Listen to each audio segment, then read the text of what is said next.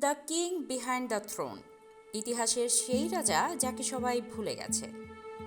তিনি ছিলেন এক রাজা যার নাম ছিল কাগজে কলমে, কিন্তু যার হাতে ছিল না সাম্রাজ্যের নিয়ন্ত্রণ। তিনি ছিলেন না কোনো যুদ্ধবাজ, ছিলেন না কোনো নির্মম শাসক, বরং এক শান্ত সুলতান যিনি নিজের হাতে কোরআন লিখতেন, দিনরাত ইবাদতে ডুবে থাকতেন।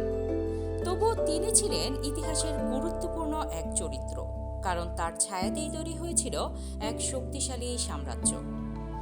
এই গল্পটা সেই রাজার যাকে বলা হয় the king behind the thrown. ঘটনাটা আজ থেকে প্রায় ৮০০ বছর আগের। মধ্যযুগীয় ভারতবর্ষে তখন পালা করে শাসন করছেন কুতুবউদ্দিন ইলতুৎমিশ বালবান। এই সময়ই দিল্লির সিংহাসনে বসেন নাসিরউদ্দিন মাহমুদ নামের এক তরুণ সুলতান।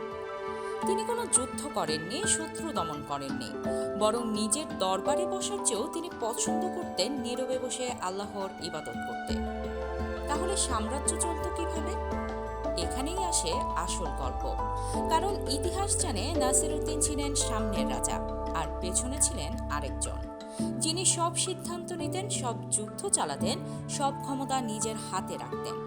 তিনি ছিলেন Ghiyasuddin Balban, the real king behind the throne. তখন তার পদবি ছিল প্রাইম মিনিস্টার, কিন্তু কাজের দিক দিয়ে তিনি ছিলেন পুরো সাম্রাজ্যের মূল চালক। বালবানের একটাই কৌশল ছিল, নাসিরউদ্দিন মাহমুদকে সামনে রেখে নিজের শক্তি কুক্ষিগত করা। কারণ নাসিরউদ্দিন ছিলেন সাধারণ মানুষের প্রিয়, ধার্মিক ও নিরীহ, আর বালবানের চরিত্র ছিল ভীতিহীন হৃদয়, যুদ্ধের কূটকৌশল আর রক্তাক্ত সিংহাসন ছিনিয়ে আনার অভিজ্ঞতা। এই দুই চরিত্র একসঙ্গে করেছিল এক অদ্ভুত শাসন ব্যবস্থা, যেখানে সামনে ছিলেন এক দর্শনীয় রাজা আর পেছনে ছিলেন the king behind the thrown. Nasiruddin মাহমুদের শাসনকাল প্রায় ২০ বছর, তবুও ইতিহাসের বইয়ে তার নাম খুব একটা আসে না। না আছে কোনো বিখ্যাত প্রাসাদ, না আছে তার নামে কোনো যুদ্ধ, এমনকি মৃত্যুর পর তার কবরটাও হারিয়ে যায় ইতিহাসের পাতায়। কিন্তু প্রশ্ন হলো, একজন রাজা যিনি কাউকে হত্যা করেননি, কাউকে দমন করেননি, শুধু শান্তি আর ন্যায় ভালোবেসেছিলেন, তিনি কি তাই বলে ইতিহাসে স্থান পাওয়ার যোগ্য নন? এই ভিডিওর উদ্দেশ্য সেই ইতিহাসকে মনে করিয়ে দেওয়া, যা হয়তো ইচ্ছে করিয়ে ভুলিয়ে দেওয়া হয়েছে।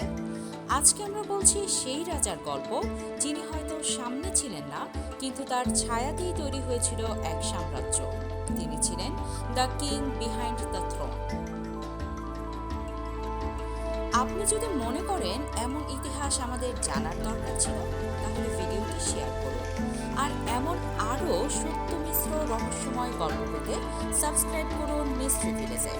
কারণ আমরা বলি সেই গল্প যেগুলো কেউ বলতে চায় না।